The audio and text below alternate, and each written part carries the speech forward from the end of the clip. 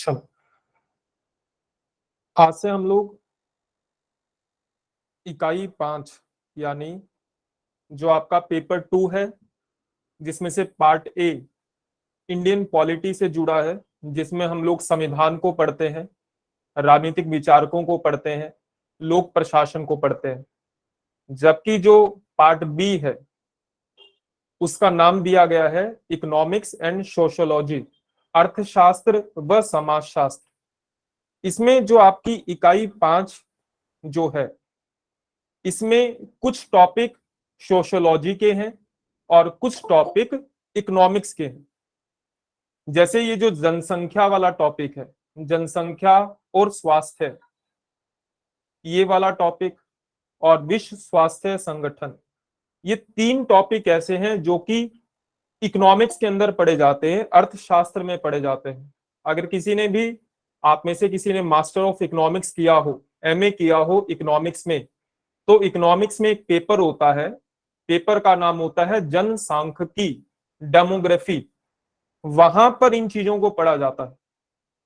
और जबकि ये वाला जो टॉपिक है, ये सोशियोलॉजी में पढ़ा जाता है कि मध्य प्रदेश में जनजातियों की स्थिति क्या है, सामाजिक संरचना क्या है, रीति रिवाज क्या है, मान्यताएं क्या है, विवाह, नातेदारी, धार्मिक विश्वास व परंपराएं, जनजातियों में प्रचलित पर्व व उत्सव।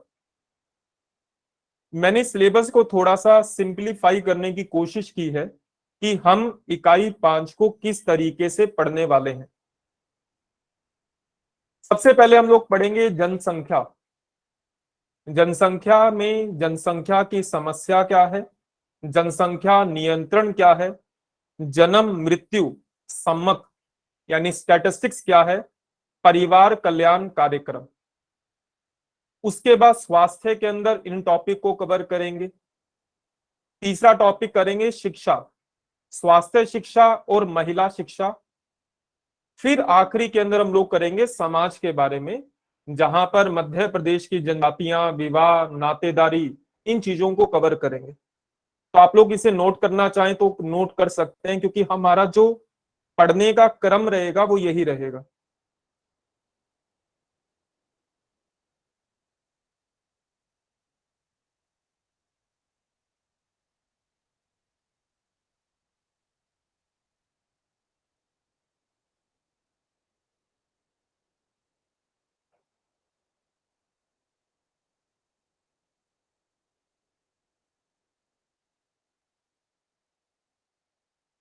चलो एक काम करिएगा, जगह छोड़ दीजिए, क्योंकि समय भी आप लोग बाद में लिख सकते हैं। तो आज हम लोग शुरू करने वाले हैं पहले टॉपिक को, जनसंख्या। लास्ट ईयर एक सवाल पूछा गया था, जनसंख्या विस्फोट के 5 नकारात्मक प्रभाव बताएं। 3 नंबर में सवाल पूछा गया था। तो स्टार्ट करेंगे इस टॉपिक से, जनसंख्या समस्याएं, जनसंख्या नियंत्रण, जन्म मृत्यु सम्मक, परिवार कल्याण कार्यक्रम। इस टॉपिक से आज हम लोग शुरू करेंगे। सबसे पहले इस टॉपिक से क्या सवाल पूछे गए हैं 2014 से लेकर 2020 तक, क्योंकि ये आपके प्रीवियस ईयर का जो पहले का सिलेबस था उसमें भी ये टॉपिक मेंशन थे। 3 अंक में कौन कौन से सवाल पूछे गए? 2014 में सवाल पूछा गया मृत्यु दर, 3 नंबर में पूछा गया। 2014 में दूसरा सवाल पूछा गया मध्य प्रदेश में जन्म दर के बारे में। 2015 में पूछा गया मातृ मृत्यु दर को परिभाषित कीजिए। 2015 में ही पूछा गया था कि शिशु मृत्यु दर को परिभाषित कीजिए। 2016 में मध्य प्रदेश में शिशु मृत्यु दर क्या है, 2016 में शिशु को परिभाषित कीजिए। 2016 में जनगणना 2001 के अनुसार मध्य प्रदेश में अनुसूचित जाति का कुल जनसंख्या में प्रतिशत क्या है। 2016 में अगला सवाल पूछा गया था कि जन्म के समय शिशु का आदर्श वजन क्या होना चाहिए। और 2019 में पूछा गया था कि प्रजनन से क्या आशय है। सारे के सारे सवाल जो पूछे गए थे उस टॉपिक का नाम था जन्म मृत्यु समक। जब आप उस टॉपिक को पढ़ेंगे तब आपको इन सभी सवालों के उत्तर मिल जाएंगे। तो 3 नंबर में ये सवाल अभी तक पूछे गए हैं 2014 से लेकर 2020 तक। इसका स्क्रीनशॉट मैं आप लोगों के ग्रुप में शेयर कर दूंगा। अभी समय मत बर्बाद करो इसे लिखने में। वहीं 6 अंक के सवाल, क्योंकि पहले 6 अंक में पूछा जाता था, 2014 में पूछा गया जन्म मृत्यु समक।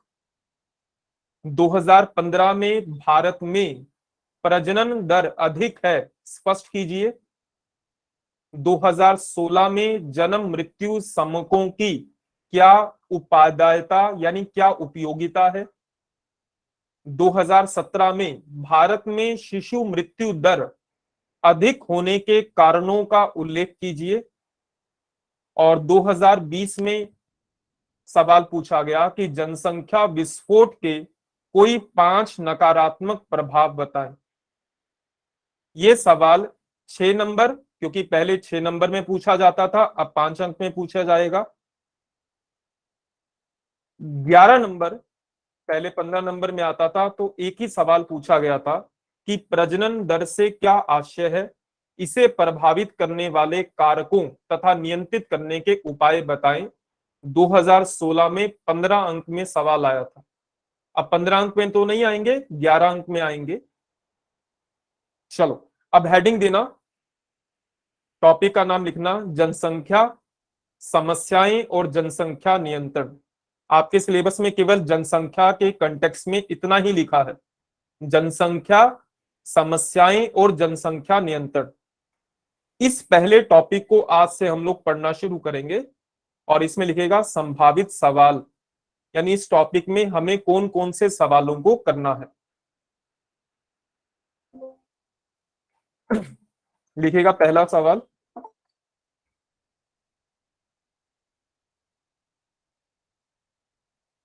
माल्थस का जनसंख्या सिद्धांत समझाएं।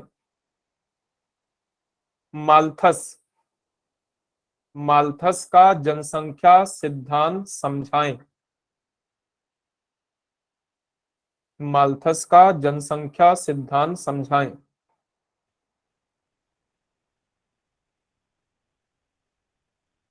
हालांकि कभी ऐसा सवाल आया ही नहीं, मतलब 2014 से लेकर 2020 तक एक सवाल इस बार आया कि जनसंख्या विस्फोट के 5 नकारात्मक प्रभाव बताएं। लेकिन हम लोग ये कोशिश करते हैं कि अगर कोई टॉपिक आपकी एनसीईआरटी में दिया है, उस एनसीईआरटी में जो जो सवाल दिए हैं, जो जो सब टॉपिक दिए हैं, उसको हम लोग कवर करें। तो इसलिए हम लोग इन दो सिद्धांतों को करेंगे। पहला आप लोगों ने लिखा माल्थस का जनसंख्या सिद्धांत समझाएं, 5 मार्कर। दूसरा, जनसंख्या संक्रमण का सिद्धांत समझाएं। जनसंख्या संक्रमण का सिद्धांत समझाएं, 5 मार्कर।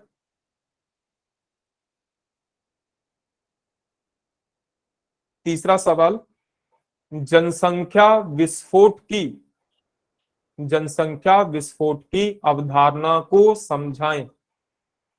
ये इस बार आया था, लेकिन जनसंख्या विस्फोट अगर समझना हो तो आपको ये समझना चाहिए कि जनसंख्या संक्रमण सिद्धांत क्या है। उसको समझे बिना जनसंख्या विस्फोट को अगर आप याद करेंगे तो इसका मतलब आप केवल चीजों को रट रहे हैं। जनसंख्या विस्फोट की अवधारणा को समझाएं, ब्रैकेट में लिख लीजिएगा सकारात्मक और नकारात्मक पक्ष, क्योंकि जनसंख्या विस्फोट का सकारात्मक भी होता है, नकारात्मक पक्ष भी होता है। एग्जाम में नकारात्मक पक्ष पूछा गया था, लेकिन इसका सकारात्मक पक्ष भी होता है, तो हम लोग दोनों पर बात करेंगे 5 मार्कर में। चौथा सवाल, जनसंख्या वृद्धि से क्या तात्पर्य है। What is the meaning of population growth. जनसंख्या वृद्धि से क्या तात्पर्य है।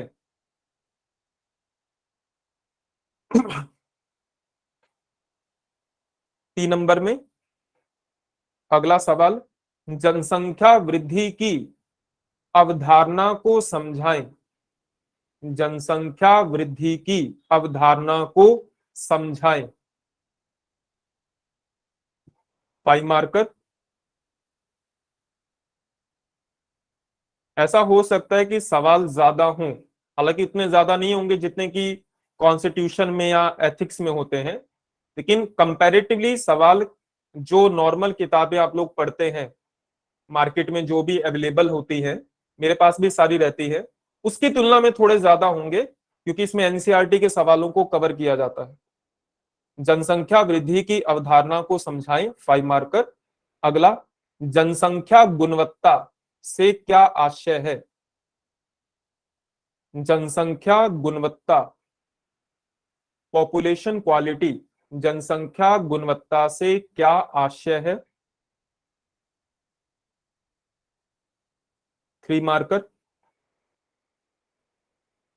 बीच में एक सवाल रह गया है, जनसंख्या वृद्धि के घटक, इससे पहला सवाल है, हालांकि इसके बाद लिख लो, जनसंख्या वृद्धि के घटक, और यही सबसे महत्वपूर्ण सवाल है। आपने जितने सवाल प्रीवियस ईयर में देखे हैं, सारे के सारे सवाल इस टॉपिक से जुड़े हैं, जनसंख्या वृद्धि के घटक, और इसी का एक पहलू होता है जन्म मृत्यु समक, यानी जन्म और मृत्यु का जो स्टैटिस्टिक्स होता है उसी से जुड़ा हुआ है। जैसे जैसे पढ़ेंगे तब समझ में आएगा। अगला सवाल, जनसंख्या की गुणवत्ता के प्रभावकारी कारक बताएं। जनसंख्या की गुणवत्ता के प्रभावकारी कारक बताएं। जनसंख्या की गुणवत्ता के प्रभावकारी कारक बताएं। 3 मार्कर। अगला, जीवन स्तर और जनसंख्या की गुणवत्ता में अंतर बताएं। जीवन स्तर और जनसंख्या की गुणवत्ता में अंतर बताएं।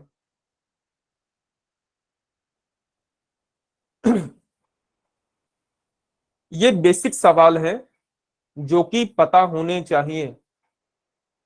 ठीक, अब बढ़ते हैं अगले सवाल की ओर। भारत में जनसंख्या वृद्धि के कारण बताएं। भारत में जनसंख्या वृद्धि के कारण बताएं। पॉपुलेशन ग्रोथ के कारण क्या है। 5 मार्कर या फिर 11 मार्कर। अगला, भारत में जनसंख्या वृद्धि के प्रभाव को समझाएं। अगर पॉपुलेशन ग्रोथ होती है, जनसंख्या बढ़ती है, तो इसका क्या प्रभाव पड़ेगा। भारत में जनसंख्या वृद्धि के प्रभाव को समझाएं। 5 मार्कर। अगला, भारत में जनसंख्या वृद्धि से, भारत में जनसंख्या वृद्धि से उत्पन्न होने वाली समस्याओं का उल्लेख करें। भारत में जनसंख्या वृद्धि से उत्पन्न होने वाली समस्याओं का उल्लेख करें।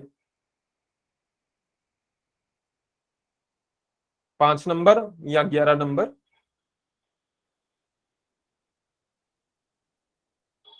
अगला, जनसंख्या नियंत्रण के उपाय बताएं।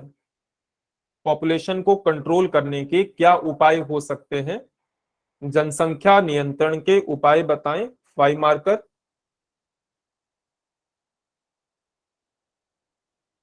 अगला, राष्ट्रीय जनसंख्या नीति की विशेषताएं बताएं। ठीक है, लास्ट ईयर सोशियोलॉजी में इस प्रकार के काफी सवाल पूछे गए थे।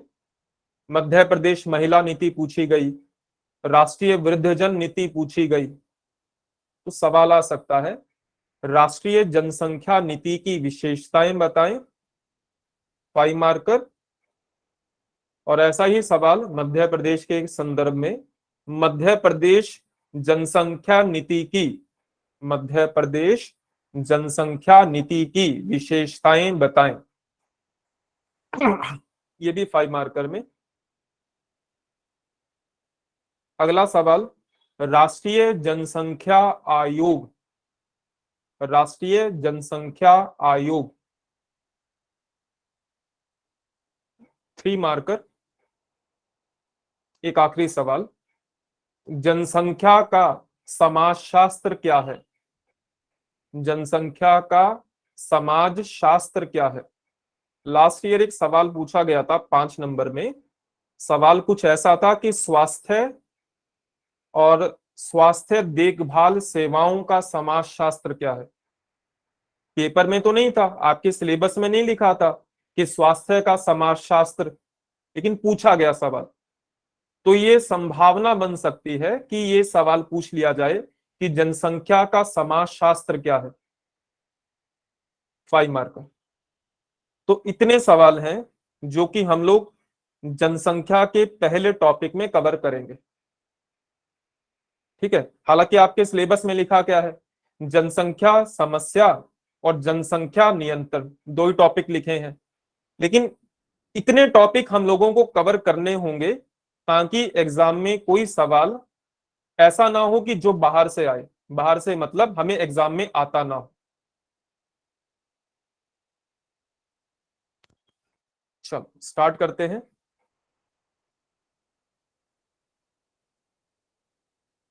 सबसे पहले एक सामान्य परिचय, हालांकि जो फैक्चुअल बातें हैं वो हम लोग आगे कवर करेंगे। जन्म मृत्यु समक में मध्य प्रदेश के संदर्भ में शिशु मृत्यु दर कितनी है, मातृ मृत्यु दर कितनी है, जन्म मृत्यु दर से क्या आशय है, प्रजनन दर क्या होती है, वो अगले टॉपिक में आएगा।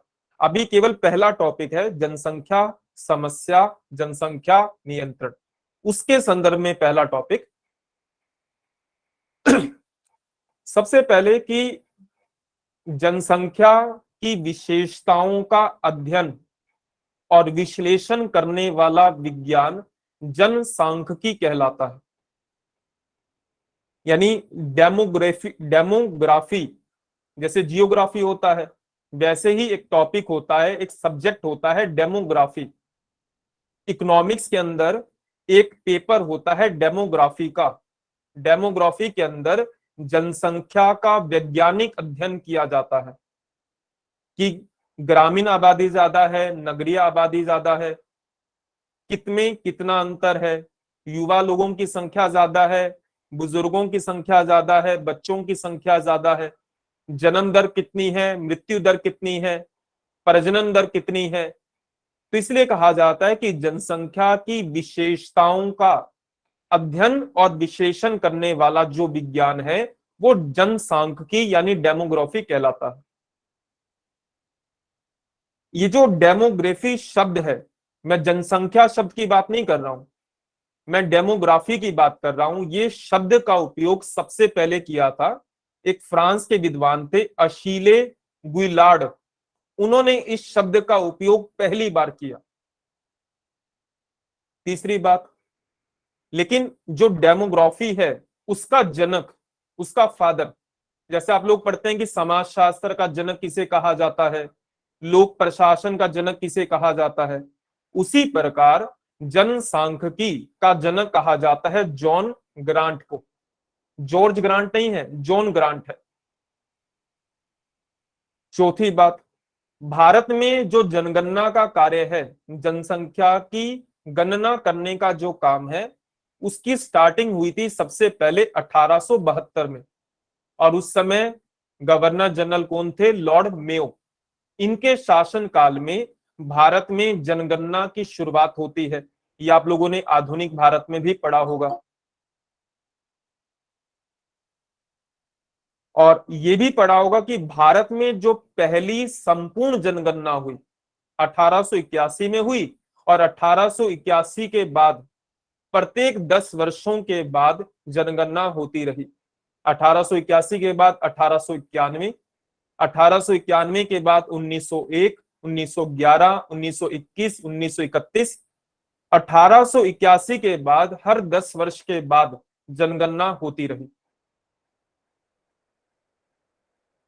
1949 यानी जब भारत आजाद हो चुका था, हमारे देश के संविधान को बनाने का कार्य पूरा हो चुका था, 26 नवंबर 1949 को।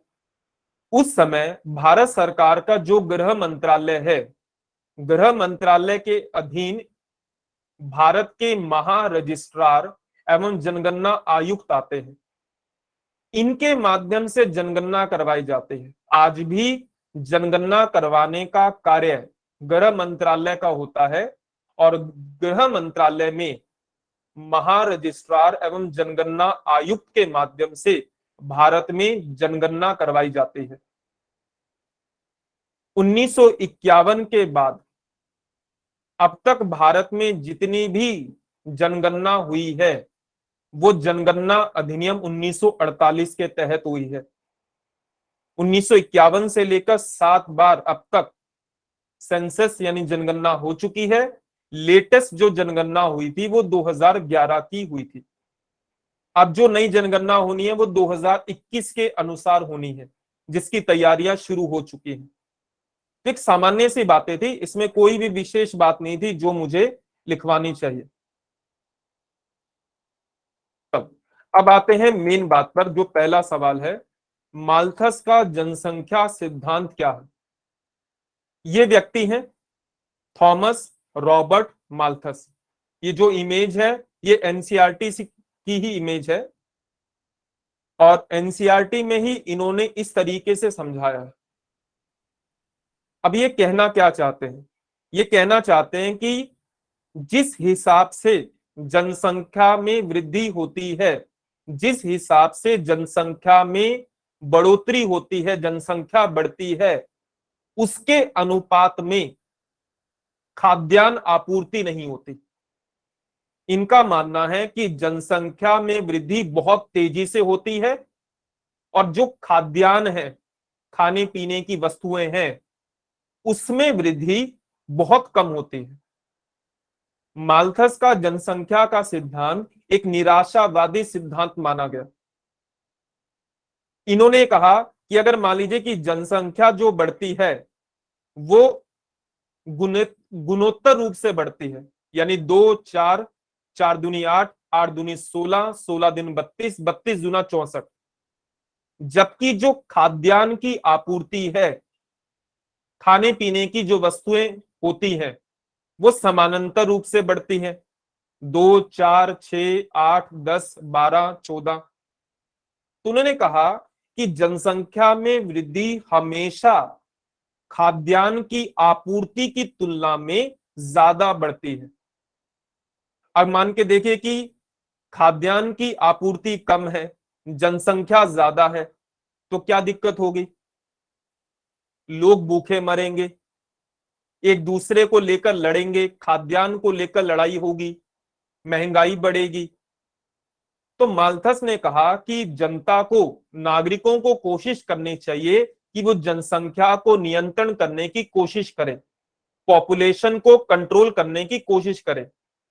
अगर जनता पॉपुलेशन को कंट्रोल नहीं करेगी और जनसंख्या बढ़ती चली जाएगी, लेकिन जो खाद्यान्न है, खाने पीने की वस्तुएं हैं, उसमें वृद्धि नहीं हो पाएगी, तो उससे समाज में तनाव बढ़ेगा, संघर्ष बढ़ेगा, लोग भूखे मरेंगे।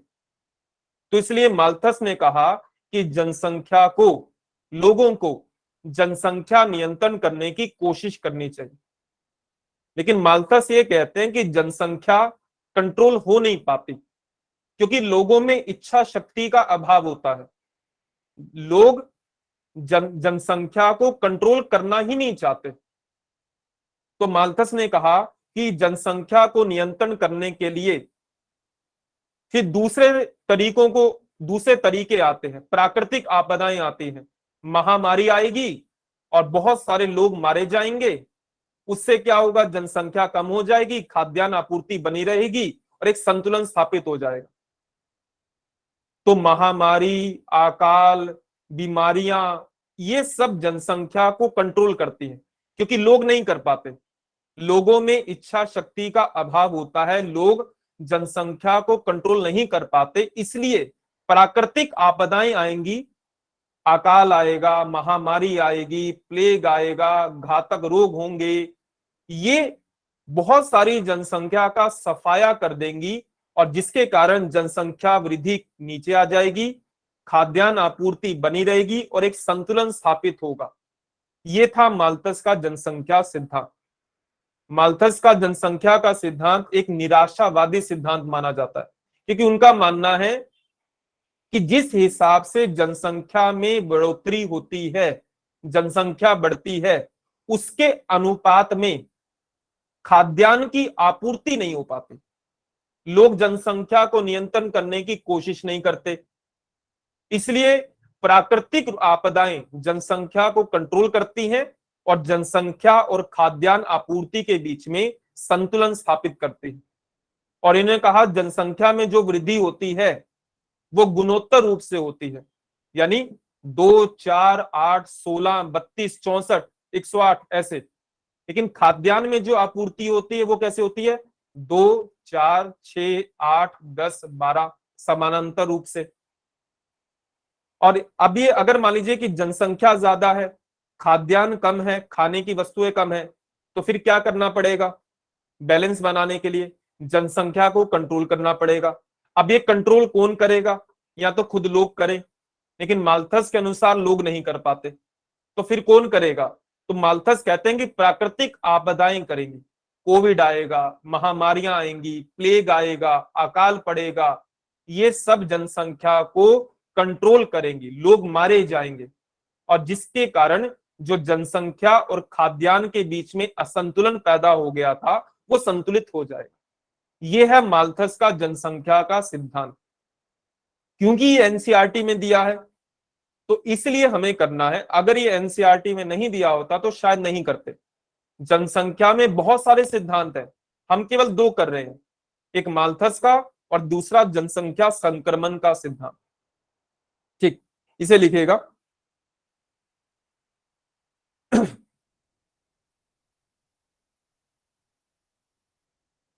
5 नंबर में करना है हमें, लगभग 9 से 10 लाइन में। माल्थस का जनसंख्या वृद्धि का सिद्धांत। माल्थस का जनसंख्या वृद्धि का सिद्धांत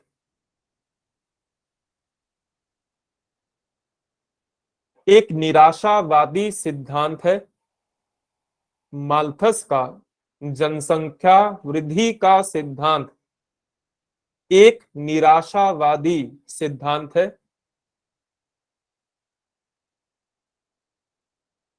अब एग्जाम में आए या ना आए, कम से कम पढ़ा होगा। अगर बाय चांस आ जाता है तो छोड़कर नहीं आओगे, कुछ ना कुछ लिख कर आओगे, कुछ ना कुछ समझ में आया होगा तो लिखकर जरूर आओगे। निराशावादी सिद्धांत है, पूर्ण विराम। उनका मानना था कि मनुष्यों की जनसंख्या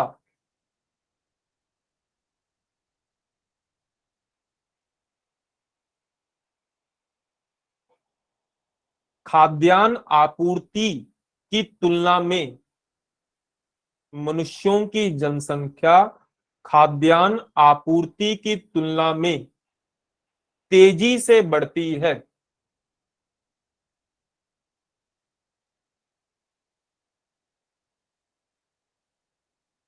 तेजी से बढ़ती है, पूर्ण विराम। जहां जनसंख्या का विस्तार, विस्तार की जगह वृद्धि कर लो, जहां जनसंख्या में वृद्धि गुणोत्तर रूप से होती है।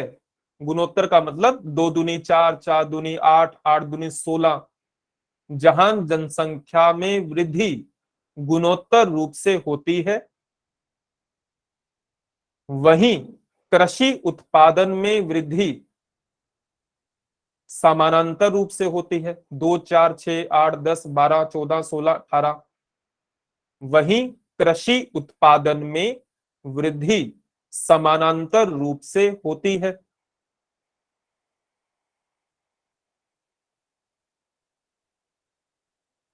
पूर्ण विराम। जनसंख्या की वृद्धि दर, जनसंख्या की वृद्धि दर, ग्रोथ रेट, जनसंख्या की वृद्धि दर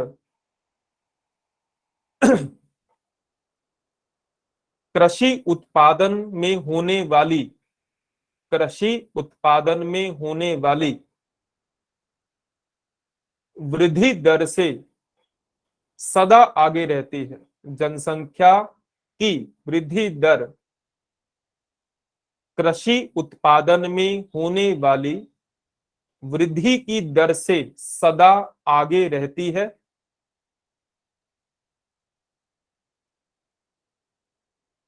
पूर्ण विराम। इसे संतुलित करने का इसे संतुलित करने का एक ही तरीका है। इसे संतुलित करने का एक ही तरीका है। हाइफन डाल के, जनसंख्या वृद्धि को नियंत्रित किया जाए, पॉपुलेशन को कंट्रोल किया जाए। नियंत्रित करने का एक ही तरीका है, जनसंख्या वृद्धि को नियंत्रित किया जाए। पूर्ण विराम। मतलब ये हम लोग माल्थस के विचार पढ़ रहे हैं। अब जो आशावादी सिद्धांत होता, वो पॉपुलेशन को कंट्रोल करने के साथ साथ प्रोडक्शन, एग्रीकल्चर के प्रोडक्शन को बढ़ाने की बात करता। लेकिन माल्थस बहुत निराशावादी थे। उन्होंने पॉपुलेशन को कंट्रोल करने की बात तो कही, उन्होंने ये नहीं बोला कि हम अगर जो खाद्यान्न है उसकी आपूर्ति को बढ़ाने पर विचार करें। पूर्ण विराम। दुर्भाग्यवश मनुष्यों में अपनी जनसंख्या को अपनी इच्छा से घटाने की एक सीमित क्षमता होती है। दुर्भाग्यवश मनुष्यों को अपनी जनसंख्या को अपनी इच्छा से घटाने की एक सीमित क्षमता होती है।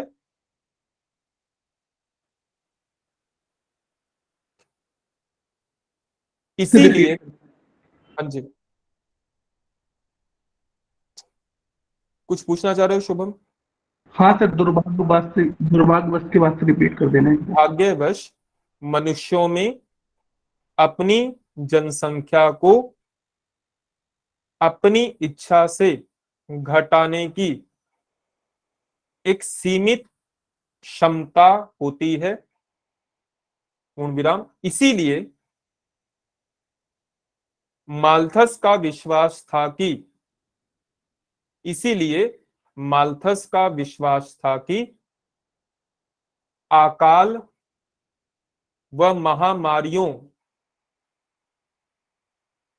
इसलिए माल्थस का विश्वास था कि अकाल व महामारियों के रूप में जनसंख्या वृद्धि को रोकने के लिए माल्थस का विश्वास था कि अकाल व महामारियों के रूप में जनसंख्या वृद्धि को रोकने के लिए प्राकृतिक प्राकृतिक विरोध अनिवार्य है। प्राकृतिक विरोध अनिवार्य है। पूर्ण विराम। अगर इसमें कुछ समझ में नहीं आया तो बताओ। कुल मिलाकर दो ही बातें हैं, एक है जनसंख्या और एक है खाद्यान्न, खाने पीने की वस्तुएं, क्योंकि बिना खाद्यान्न के लोग जीवित तो नहीं रह सकते। माल्थस का मानना है कि जनसंख्या में बढ़ोतरी खाद्यान्न की बढ़ोतरी की तुलना में बहुत तेज होती है। तेज होने में उन्होंने कहा जनसंख्या में जो बढ़ोतरी होती है वो गुना के रूप में होती है, गुणोत्तर रूप में। 2 दूनी 4, 4 दूनी 8, 8 दूनी 16, 16 दूनी 32। लेकिन जो खाद्यान्न की बढ़ोतरी होती है, वृद्धि होती है, वो समानांतर रूप से होती है, 2, 4, 6, 8। माल्थस कहते हैं कि अब ये जो असंतुलन बन गया है, जनसंख्या ज्यादा है, खाद्यान्न कम है, इस संतुलन को रोकने का तरीका है कि पॉपुलेशन को कंट्रोल किया जाए। और पॉपुलेशन को कंट्रोल करने के लिए वो दो बातें कहते हैं, या तो लोग खुद से कंट्रोल कर ले, लेकिन वो एक सीमित मात्रा में कर सकते हैं। इसलिए माल्थस ने कहा कि अकाल व महामारियां ये पॉपुलेशन को कंट्रोल में करती हैं और वो जो असंतुलन पैदा हुआ था उसको संतुलित करती है। यही है माल्थस का जनसंख्या सिद्धांत। अगर आया तो कम से कम लिख कर आइएगा। चलो अगले सिद्धांत की ओर बढ़ते हैं। अगले सिद्धांत का नाम है जनसंख्या संक्रमण का सिद्धांत।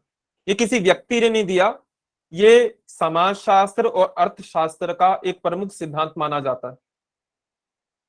ये जनसांख्यिकी का, डेमोग्राफी का एक आधुनिक सिद्धांत है, मॉडर्न प्रिंसिपल माना जाता है। इसके अनुसार कि जो जनसंख्या में वृद्धि होती है वो आर्थिक विकास पर निर्भर करती है। जनसंख्या संक्रमण का सिद्धांत 3 चरणों में होता है। पीपीटी नहीं दिख रही? मधु एक बार एग्जिट होकर फिर ज्वाइन करो। Yes sir. 3 चरण बताते हैं।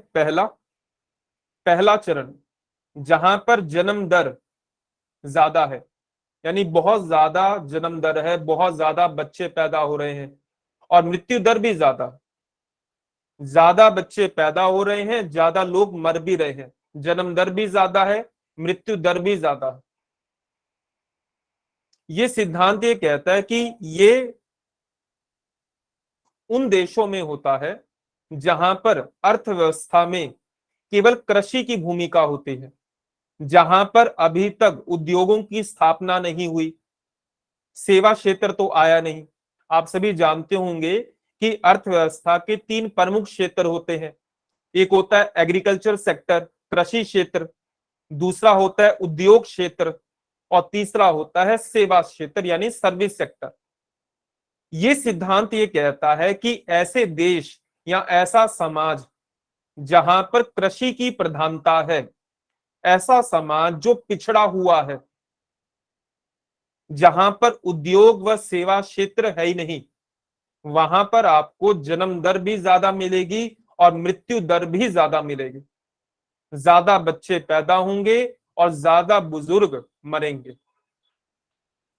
फिर इसके बाद उन्होंने कहा कि दूसरा चरण एक ऐसा चरण होता है जहां पर, मधु पीपीटी दिखने लगी? Yes sir. ठीक सर है। मुझे नहीं दिख रही है। गौरव पीपीटी पे क्लिक करो, वहां पर ऑप्शन में जाके। दूसरा चरण होता है जहां पर जन्म दर तो उच्च है लेकिन मरने वाले लोगों की संख्या में कमी आ रही है। बच्चे ज्यादा पैदा हो रहे हैं, मरने वाले लोग कम है। दूसरे चरण की अवस्था को कहा जाता है जनसंख्या विस्फोट, जिससे सवाल आया था आपके एग्जाम में कि जनसंख्या विस्फोट के 5 नकारात्मक प्रभाव बताएं। दूसरा चरण एक ऐसा समाज जहां पर कृषि के साथ साथ उद्योगों का जन्म होता है, सर्विस सेक्टर भी धीरे धीरे आ रहा है, सुविधाएं बढ़ रही हैं, स्वास्थ्य की सुविधाएं बढ़ रही हैं। स्वास्थ्य की सुविधाएं बढ़ेंगी तो मृत्यु दर कम हो जाएगी, मरने वाले लोगों की संख्या कम हो जाएगी। लेकिन जन्म दर बढ़ रही है, जन्म दर कम नहीं हो रही। गौरव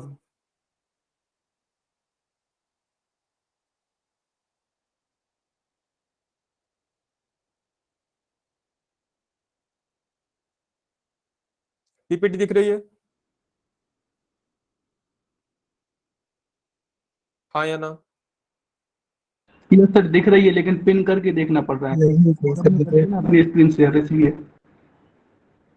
एक मिनट।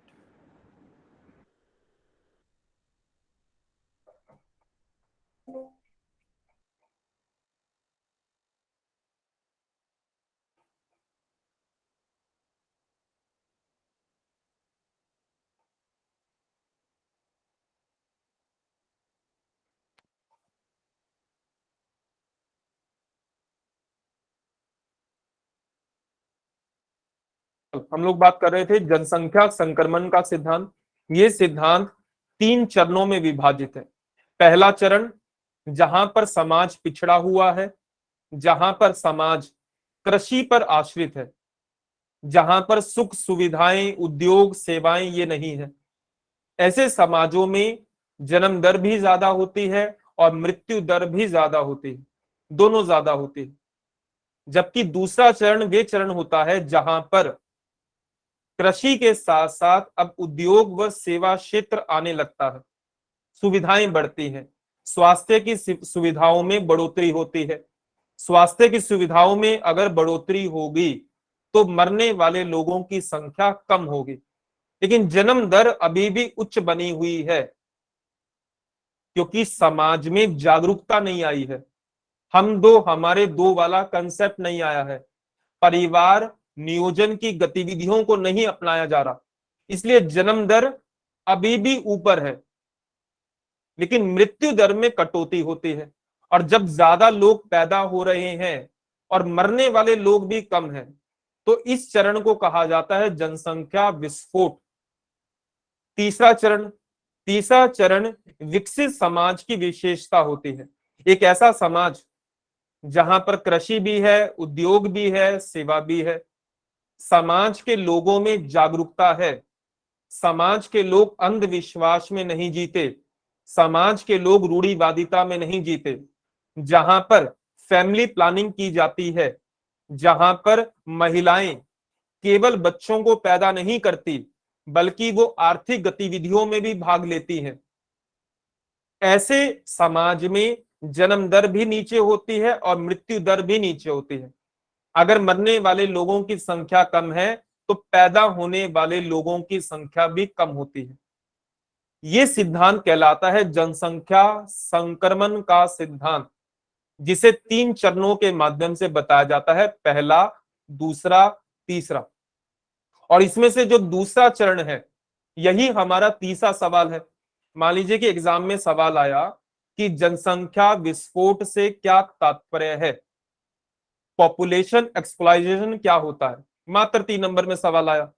अगर वो ये पूछ सकता है कि जनसंख्या विस्फोट के नकारात्मक प्रभाव बताओ, तो ये भी तो पूछ सकता है कि जनसंख्या विस्फोट क्या है। तो जनसंख्या विस्फोट का मतलब एक ऐसी स्थिति जहां पर जन्म दर उच्च होती है और मृत्यु दर निम्न होती है, ऐसी स्थिति को कहा जाता है जनसंख्या विस्फोट। पैदा होने वाले लोग ज्यादा हैं, मरने वाले लोग कम हैं, ऐसी स्थिति को, ऐसी कंडीशन को कहते हैं जनसंख्या विस्फोट। अब इसके पॉजिटिव भी होता है, नेगेटिव भी होता है। तो ये सिद्धांत कहलाता है जनसंख्या संक्रमण का सिद्धांत। तो हम लोग इसे 5 मार्कर के हिसाब से लिख रहे हैं।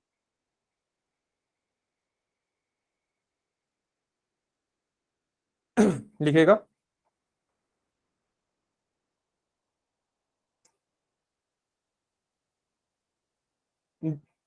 यह सिद्धांत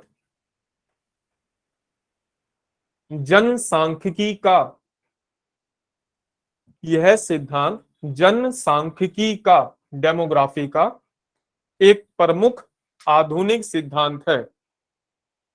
यह सिद्धांत जनसांख्यिकी का एक प्रमुख आधुनिक सिद्धांत है।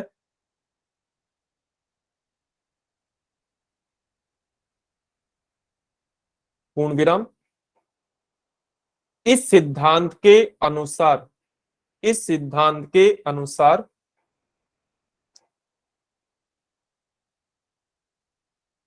जनसंख्या में वृद्धि, इस सिद्धांत के अनुसार जनसंख्या में वृद्धि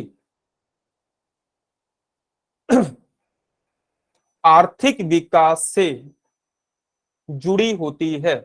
इस सिद्धांत के अनुसार जनसंख्या में वृद्धि आर्थिक विकास से जुड़ी होती है।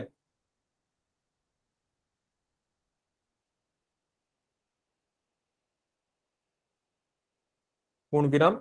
यह सिद्धांत, यह सिद्धांत जनसंख्या वृद्धि के, यह सिद्धांत जनसंख्या वृद्धि को 3 चरणों में स्पष्ट करता है। यह सिद्धांत जनसंख्या वृद्धि को 3 चरणों में स्पष्ट करता है।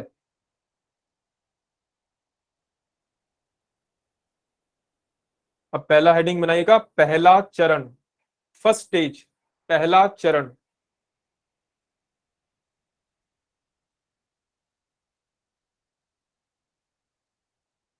ठीक, इसमें लिखिएगा इस चरण में समाज पिछड़ा हुआ होता है।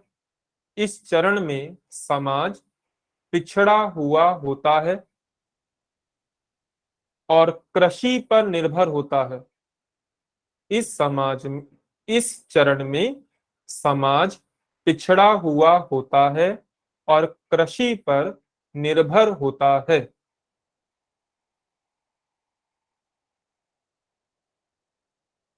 जिसके कारण जन्म दर और मृत्यु दर दोनों उच्च होती है। जिसके कारण जन्म दर और मृत्यु दर दोनों उच्च होती हैं। लोग पैदा भी ज्यादा हो रहे हैं, लोग मर भी ज्यादा रहे हैं। लोग मर क्यों रहे हैं ज्यादा? क्योंकि स्वास्थ्य सुविधाओं का अभाव है, जागरूकता का अभाव है, इसलिए भी ज्यादा लोग हो रहे हैं। कोई फैमिली प्लानिंग नहीं है, सब एग्रीकल्चर है, सब पिछड़ा हुआ समाज है। ऐसे समाज में हमेशा लोग ज्यादा पैदा होते हैं, लोग ज्यादा मरते हैं। दूसरा पॉइंट बनाएगा, दूसरा चरण लिखेगा यह चरण संक्रमणकालीन अवस्था, यह चरण संक्रमणकालीन समाज को दर्शाता है। यह चरण संक्रमणकालीन समाज को दर्शाता है जहां कृषि के साथ साथ जहां कृषि के साथ साथ उद्योग व सेवा क्षेत्र, जहां कृषि के साथ साथ उद्योग व सेवा क्षेत्र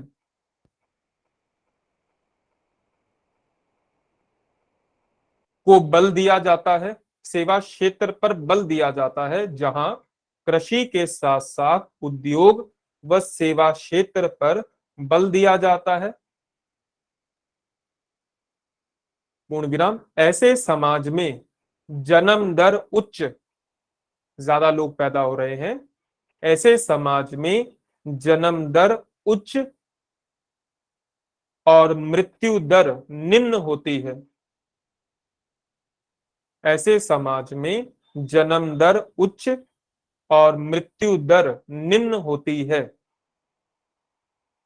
बच्चे क्यों ज्यादा पैदा हो रहे हैं? क्योंकि समाज बीच की अवस्था में है, पूरी तरह से डेवलप नहीं हुआ है, पिछड़ा भी है और विकसित भी हो रहा है, बीच के चरण में है। रूढ़िवादिता है, फैमिली प्लानिंग नहीं है, इसलिए लोग बच्चे पैदा करे जा रहे हैं, स्वास्थ्य की सुविधाएं आने लगी तो मृत्यु दर कम हो रही है। क्योंकि स्वास्थ्य की सुविधाएं जैसे जैसे बढ़ती हैं तो जीवन प्रत्याशा की आयु बढ़ती है, लोग ज्यादा जीते हैं, ज्यादा जिएंगे तो मृत्यु दर कम होगी। तीसरा चरण लिखेगा, तीसरा चरण यह चरण विकसित समाज को दर्शाता है।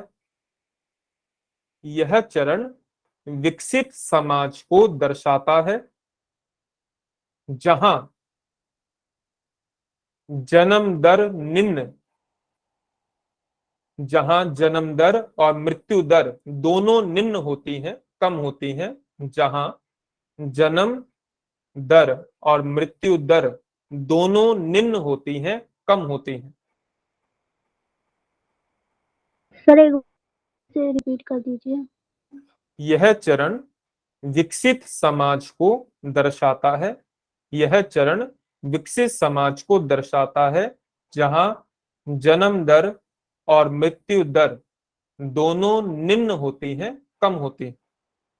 यहां पर महिलाएं केवल बच्चा पैदा करने के लिए नहीं होती, यहां पर महिलाएं आर्थिक गतिविधियों में भाग लेती हैं, फैमिली प्लानिंग की जाती है, कोशिश की जाती है कि जनसंख्या कम से कम हो, तो इसलिए यहां पर जन्म दर भी कम हो जाएगी, स्वास्थ्य सुविधाओं में बढ़ोतरी पहले की तुलना में और ज्यादा हो जाएगी, जीवन प्रत्याशा की आयु बढ़ जाएगी, लोग ज्यादा जिएंगे, तो मृत्यु दर भी कम हो जाती है। ये आइडियल स्टेज मानी जाती है। किसी भी समाज की सबसे आदर्श स्थिति होती है जहां पर जन्म दर और मृत्यु दर दोनों कम है। इस सिद्धांत में कुछ पूछना चाहते हो तो बताओ। ठीक, क्योंकि आज पहला ही लेक्चर था, 2 ही सवाल किए, कल इसको आगे कंटिन्यू करेंगे। शुरुआत में हो सकता है कि स्पीड थोड़ी कम हो, लेकिन धीरे धीरे कर कर हम लोग स्पीड को आगे बढ़ाएंगे। कोई डाउट हो तो बताओ, नहीं तो फिर कल सेम टाइम पर क्लास रहेगी। सर एग्जाम का पता है कुछ कब तक होगा? तो अभी तो नवंबर में तो होगा नहीं ना? नहीं, मेरे ख्याल से जो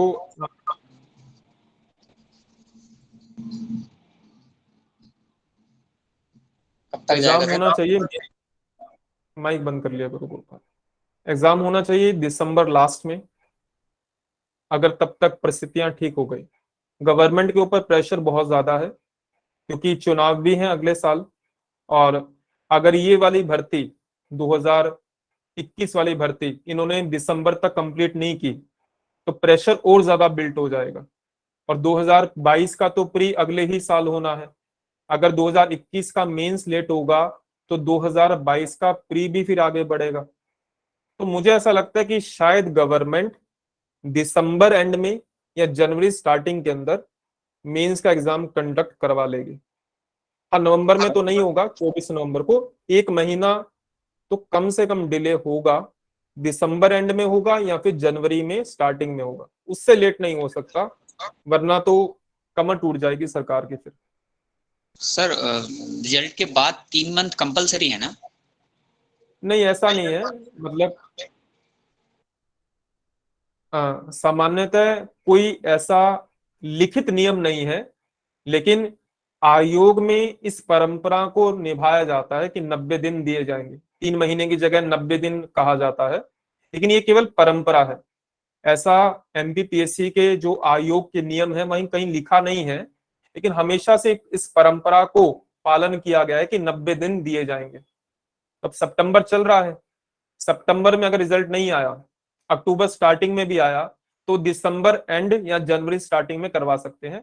मोटा मोटा मान के चलो कि 60 से 90 दिन के बीच में तो जरूर मिलेंगे।